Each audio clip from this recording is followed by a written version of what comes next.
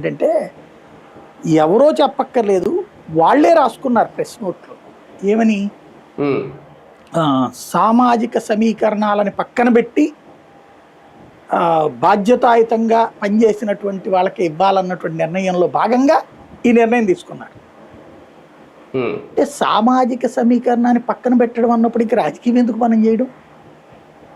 రాజకీయం అంటేనే సామాజిక సమీకరణం, రణం కాదు, సామాజిక సమీకరణం. రణంగా మార్చేశారు వీళ్ళు.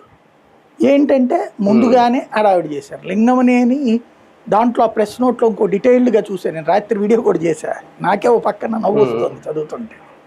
అది ఏంటది, ఆయన పార్టీకి చేసిన సేవలు అందులో లేవు. పార్టీకి చేసిన సేవలు మూడు లైన్లు ఉన్నాయి. ఒకటేంటంటే 2015 నుంచి ఆయన వెనకాలే ఉన్నారట. మరి ఎప్పుడైనా భోజనాలకు వెళ్ళేటప్పుడు కనబడతారేంటో తెలియదు మనకి. అంటే పాప మనం కొన్ని వేల వీడియోలు ఉండుంటాయి కదా, వాటిట్లో లింగమనేని ఎన్ని చోట్ల కనబడి ఉంటారు. మేబీ ఇప్పుడు మనం ఈ మాట అన్నాక ఇప్పుడు ఆయన ఏదో ఒక టీంని ఏర్పాటు చేశారు కదా కౌంటర్ చేయడానికి, వాళ్ళు ఆ వీడియో ఏమైనా పెడతారేమో. ఆయన అదే అంటే అప్పుడప్పుడు ఆయన ఏది దశావతార గుడికి వెళ్ళినప్పుడు, గోశాలకు వెళ్ళినప్పుడు ఆయన కనబడుతుంటాడు అనుకో లింగమనేని. లేదా ఈ పర్సనల్గా తెలుగుదేశం తరపున రాయబారి కదా ఆయన, ఆ కార్యక్రమానికి సంబంధించి ఏదన్నా జరిగినప్పుడు మీటింగ్ ఏమన్నా వీడియోలు ఉంటే అవి పెడతారేమో. బట్ ఇప్పుడు మనం ఇన్నేళ్ళ నుంచి చూస్తున్నాం.